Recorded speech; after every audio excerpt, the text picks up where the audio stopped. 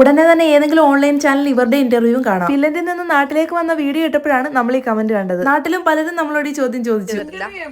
കഴിഞ്ഞ പ്രാവശ്യം എത്ര പേര് വിളിച്ചു, ഈ പ്രാവശ്യം വിളിച്ചു.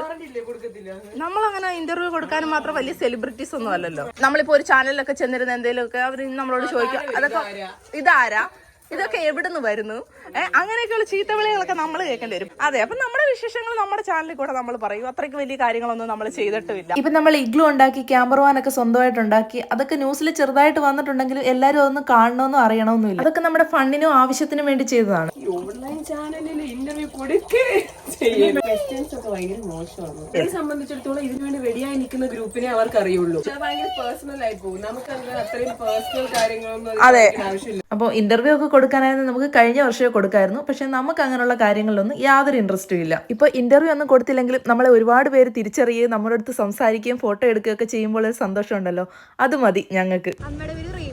റീമോൾ എല്ലാ വീഡിയോയും കാണുന്നല്ലേ? ഓക്കെ, അമ്മയെ പ്രത്യേകം തിരക്കെന്ന് പറഞ്ഞേര്.